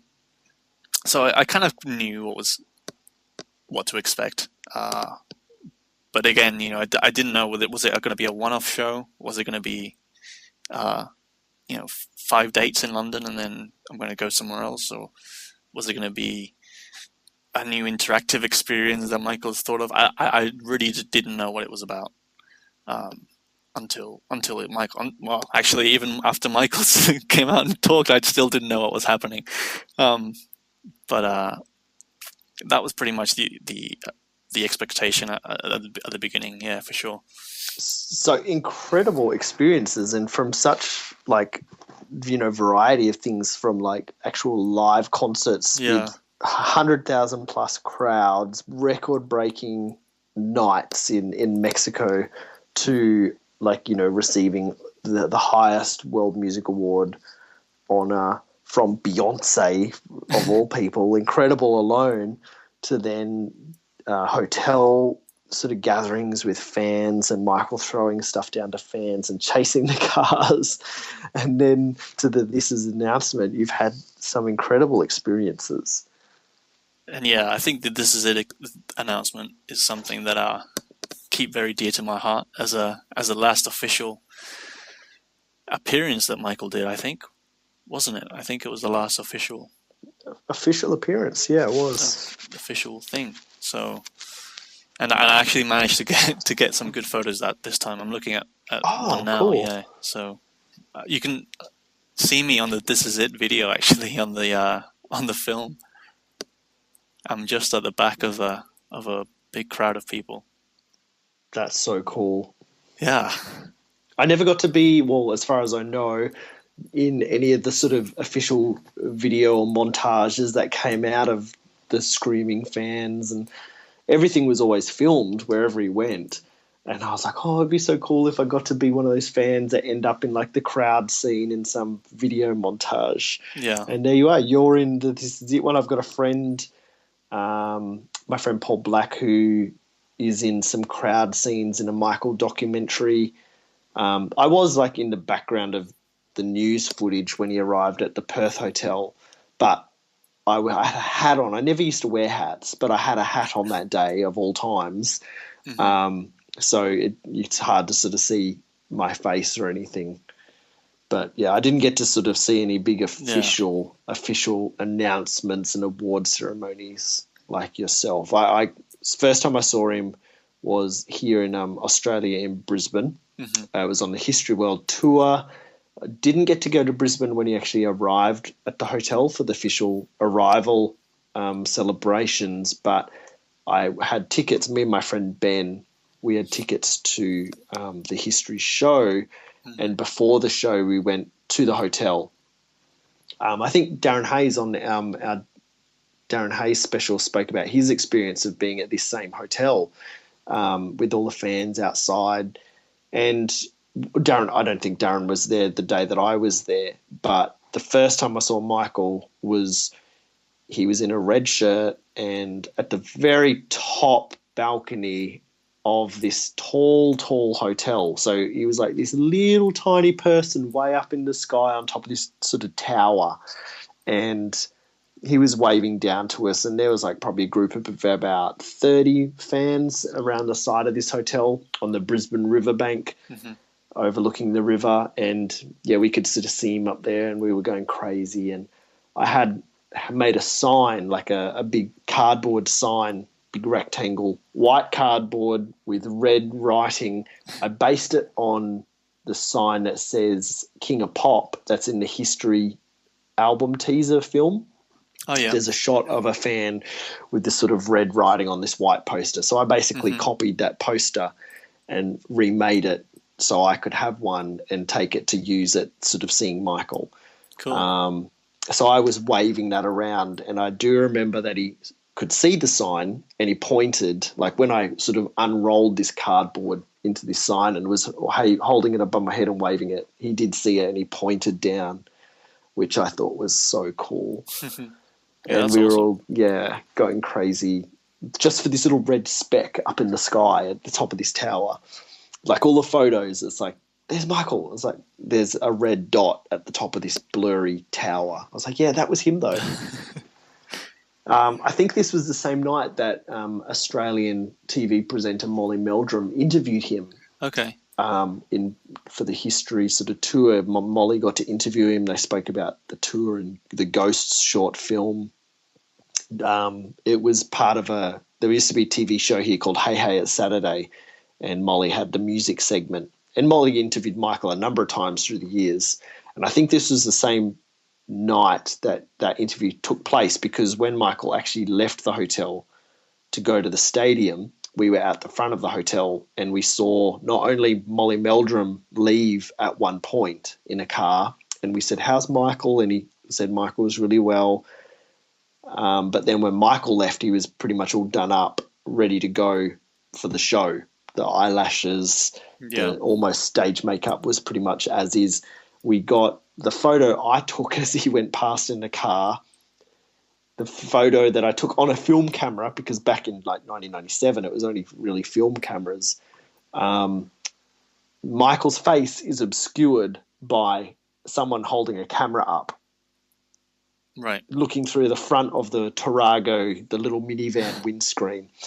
I was like, oh, man. So I can see his hand waving, but his face was blocked. So Turns out the camera blocking it was my friend's camera, and he got this incredible shot of Michael through the front. So I've got somewhere in a cupboard, because we're in a rental at the moment, I've got this framed photo of Michael waving through the front of the Tarago, which in my camera was the actual shot was ruined by this this camera of my mate taking the picture. But yeah, seeing Michael in the little van come out of the hotel gates and leave, and by then there were hundreds of fans out the front of the hotel. And I think there was some sort of police and stuff to sort of clear the road to let the car leave. But seeing him wave, leaning from the middle seats through the next to the driver, waving out the front, looking resplendent, ready to go on stage, was my most first exciting. There's Michael within 2 meters of me. Yeah, so that was pretty cool. And then we were like, okay, now we got to figure out how to get to this stadium to get to this show, which starts in a couple of hours. So then we had to race into the city and figure out which buses to get out to this show. So I saw the history show in Brisbane first. I think this was it was October or November 1996.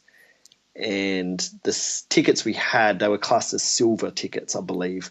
And it was an outdoor stadium, and the seats were really so far from the stage. It was up super high. Like imagine a ring stadium. Yeah. We were really high up and almost as far from the stage along the side as you could get. So it wasn't a terrific view of detail on the stage, but thank God for the big jumbo screens. And, back there, maybe the fans that bought those seats, or they were just regular people that sort of bought those seats because they didn't want to spend as much money. Mm-hmm. So they weren't as into it as like me and my mate at the time, who were going crazy dancing in our seats and stuff like that. So that was my Brisbane experience, which was my first Michael in-person experience. And then after that, I flew home to Perth, and I had tickets for the opening night, because in Perth it was held over 3 nights, 3 history shows in the one venue, which was at the time called the Burswood Dome. And it was actually the second venue, because all the other shows on the history tour were outside, except for Perth in Burswood Dome, where I saw him, and at Tokyo Dome in Tokyo. Right.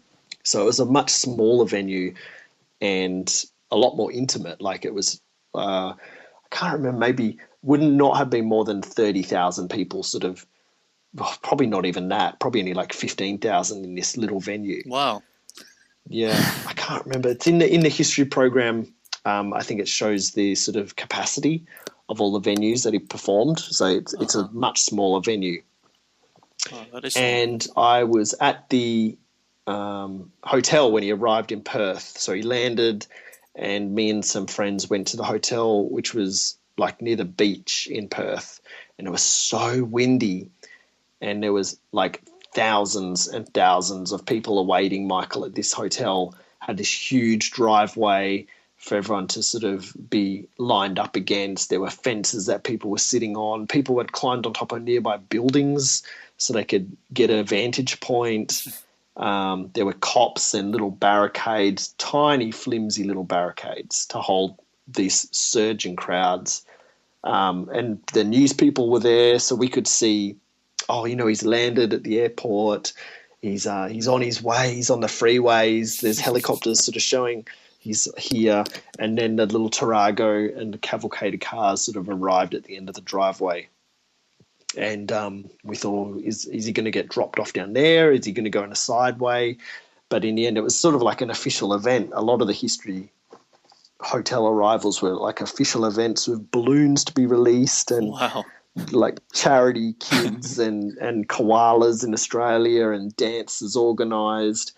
So he parked right at the far end of this driveway, the opposite end to where I was, and then got out and then walked for like ages, like greeting sort of people and signing autographs and watching little kids do his moves, like dancing in front of him. And he was, the whole like history album was sort of playing. So he was like tapping his foot and bopping his head and really getting into it and clapping when little kids were doing performances for him.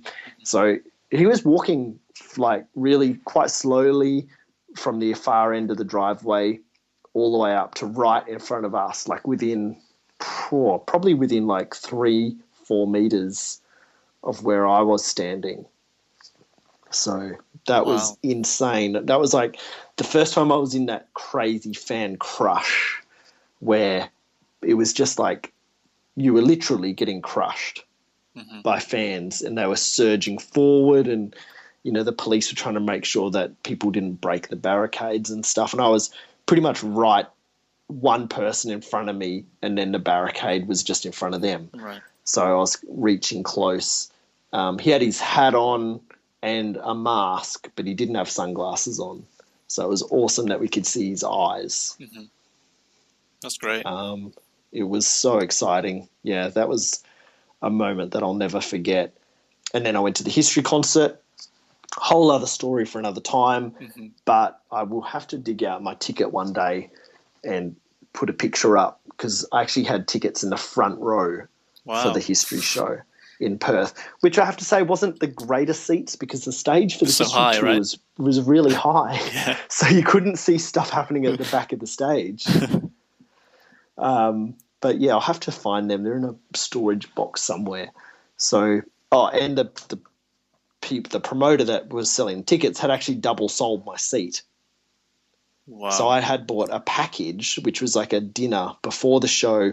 I was meant to get the program, a poster, this sort of 3-course meal at the big fine dining restaurant at the casino, which is where this venue was, and then the front row sort of package seat. And they'd actually double sold my seat. It was on an aisle. So what they did, and then they gave me a plastic like outdoor setting chair and sat it next to the guy that had a valid ticket in my seat. What? And I sat on this plastic chair on the aisle for my concert seat. Wow. So that was pretty crazy. And like, how the hell would that even happen, that they double sell a seat at the concert? But I guess you didn't sit down for long, right? Well, funny you say that, actually. It took a good chunk of the concert before security actually let anyone stand up. Oh. Because in Australia, it's very different. Well, it was for many years. Like nowadays, like Lady Gaga and Kylie Minogue, they have huge, like sort of standing areas, like the mosh pit sort of section. Yeah.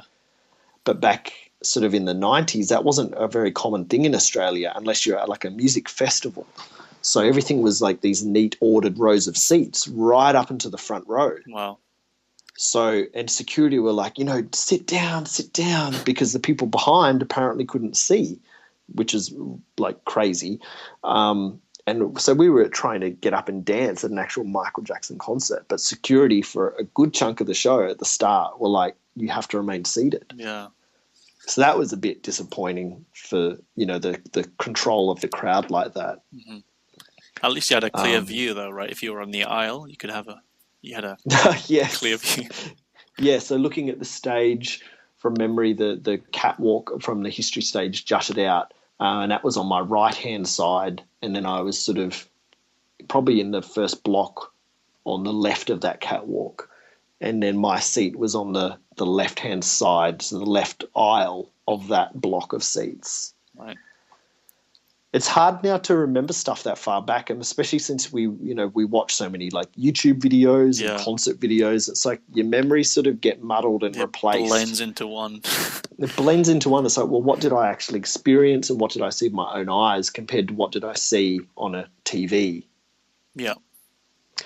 So, but for front row to Michael Jackson concert was pretty awesome, and I'm very grateful and blessed to have had that experience. And then we did go back to the hotel when he left Perth. We sort of arrived there by public transport, literally probably within 5 minutes of him appearing at the top of the stairs, waving, and then dashing down the stairs and jumping into a car to sort of speed away. But yeah, I was there for that farewell as well, but it was just such a lightning quick thing. That's awesome. So really? I haven't got as many experiences as you, but I think in anyone's life, like when a big thing's happen and it's the biggest thing in their life, that's how it stands. Like those memories and experiences are there. Yeah. I mean, they're all different, and they'll have their pros and cons and good memories and bad memories, but they're all good. That's our experiences, and hope you guys enjoyed listening to those. Almost forgot that we were doing a show and just rambling. Not just talking amongst ourselves. I still got lots of stories, but yeah, we'll be here till next month. When you're back, I'll save them for next time. Back. Wow. Well, thank you for sharing all those experiences. I loved hearing them, especially the World Music Awards one. I think, after seeing it reported so differently, and then just even seeing those little clips of footage that were televised, where he was just so glorious and basking in the adulation that he so deserved. I'm so grateful that you could share that story of actually experiencing that moment. My pleasure. So we're going to head into our finds of the week. Did you want me to go first, or did you want to go first with our finds of the week? I can kick it off, I guess. Yeah, kick it off, because you're going to be educating me. Well, my pick of the week, I guess, is the Wesley Snipes interview on the Tonight Show with Jimmy Fallon. Cool. I think that happened last week, which is really cool because I haven't seen Wesley Snipes on screen for a long time, and he was one of my favorite actors, and I love his movies, and I love the Jimmy Fallon show, so it was great that I was watching that, and Jimmy asked him at some point about the Michael video, about how he ended up in the Bad video, which was his first real acting gig, wasn't it? Yeah, well, what a gig to land. His first gig, and it was really cool to get his perspective. I know there has been a quick behind the scenes clip floating around somewhere that I've seen, but I haven't really heard much about that video from him directly. And Wesley was saying that he auditioned next to hundreds and hundreds of guys who wanted to get the role, of course.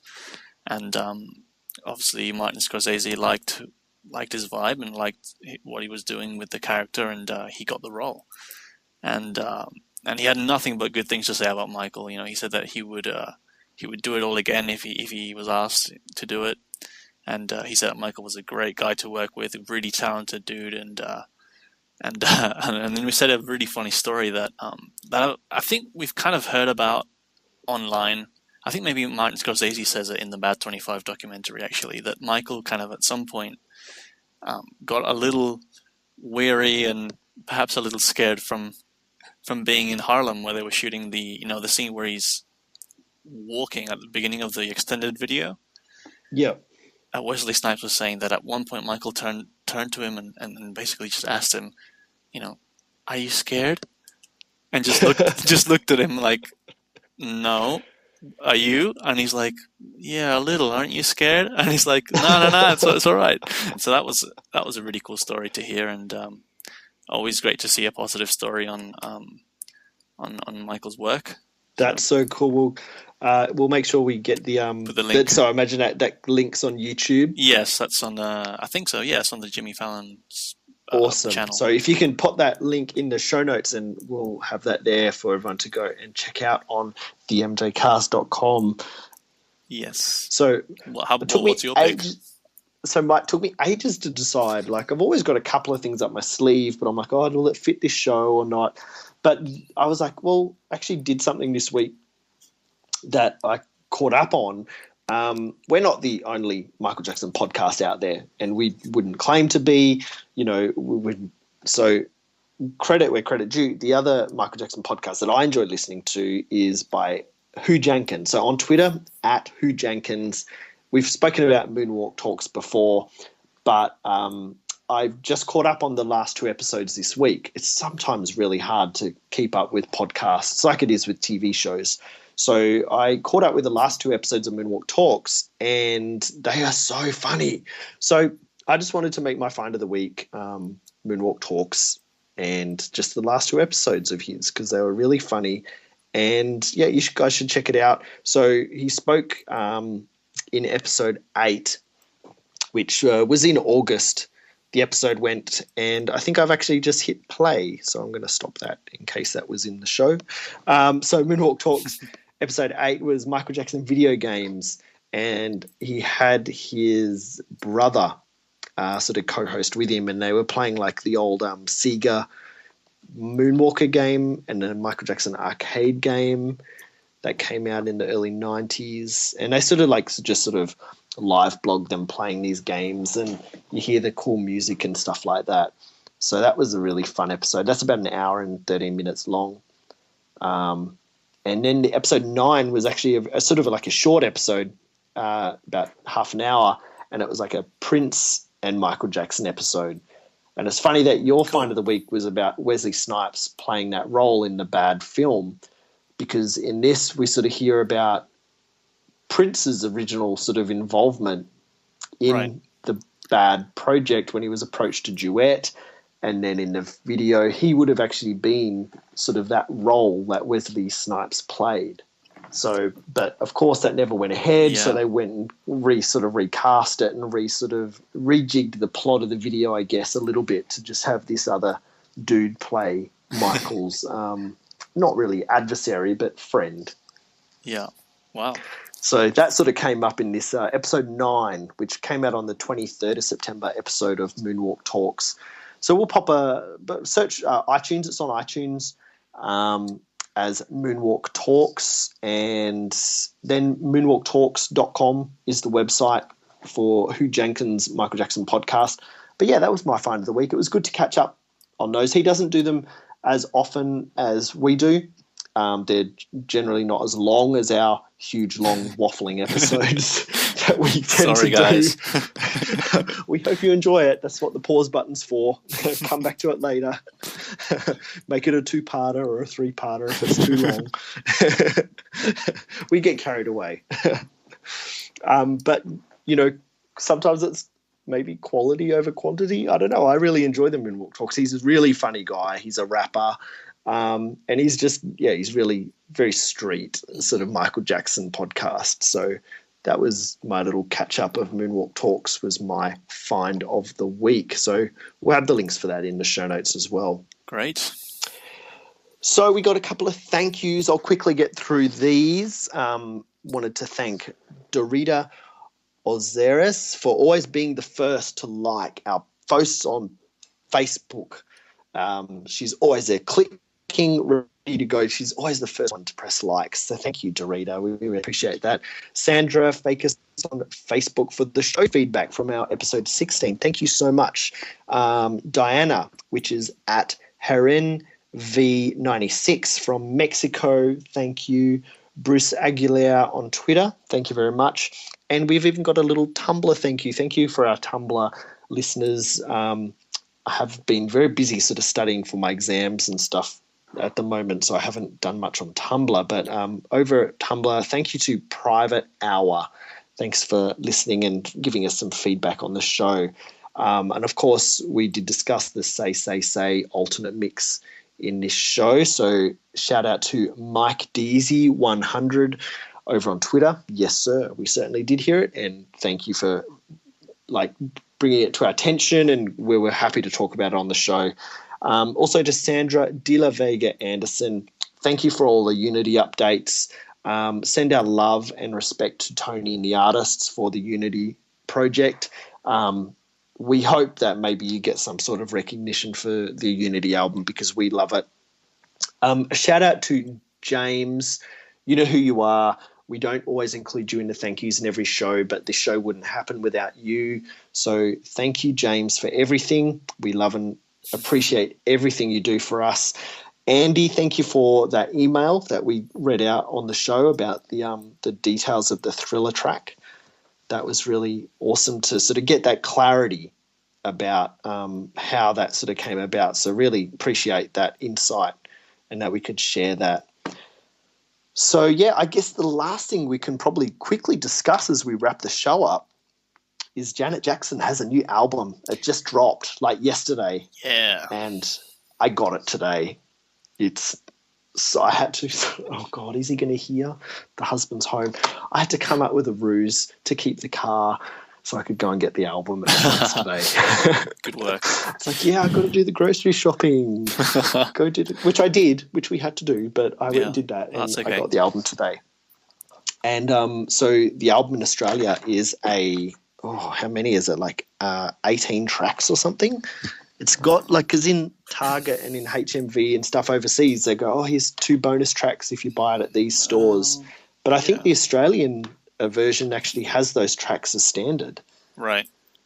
So it says side 1 and side 2. Yeah. And then extra tracks, Promise of You and Love You for Life. Okay, yeah. Yeah. That's same and the release over here is in a digipack. Yep. So it's the cardboard cover. Yep. Same And the picture is her looking off to the side with a hand on her chin and a hand on her cheek. Yep. That's what we have as well. Okay. So I did tweet that that I was listening to our Queen Janet. So you've heard some of the album? You've heard the album? Well, yeah, I got it yesterday, but I didn't get back home until sort of late. I haven't had time to listen to it all. I think I've listened to all the way to Dreammaker, I think. So it's just over halfway. So I will listen to the whole thing. That's the first track on side 2, she calls it. Yeah. Dreammaker / Euphoria. And that actually features Michael. Yeah, it's got samples of Michael in it. Yeah, so I started listening to that and then I stopped because I had to do other things, but I will definitely blast it out today and check it out. So what you've heard so far, thoughts? Very cool. I think the songs that she's released initially are very classic Janet, that sort of R&B Janet, the sound that we all know and love. Yeah.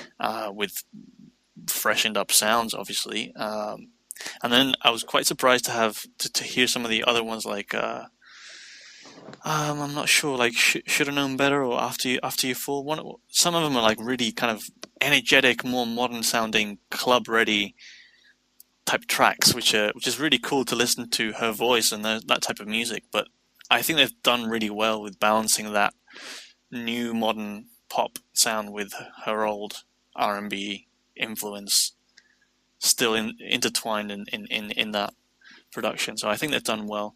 I'm quite pleased with it, actually. I really like the record so far. How about yourself? Perfect description. I think I'm going to completely agree with that word you use, balance. It is such a beautifully balanced album. Mm-hmm. It's, I would describe it as balanced and solid. So I've listened to the album today and I listened to it on a good sound system in our lounge room, not in my iPod headphones. It wasn't downloaded off iTunes. This is the actual CD quality I listened to with really good speakers. The production on this album is awesome. It is such incredible production. It sounds just perfection. It's so well produced. So that was like Jimmy Jam and Terry Lewis. Is that who produced it? I believe so, yeah. Oh, Yeah. It's so good. Yeah. They did an incredible job. So shout out to them because it's so good.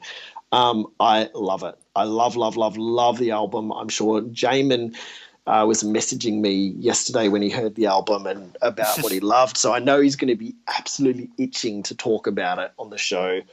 I remember he messaged that he absolutely loved the song Night, which is on side 1. It's this track before No Sleep. Yes. And yeah, there's so many good songs. I can't just say I love this one song. There's so many good. Night, like he said, is a great song. I think Should Known Better is an incredible song.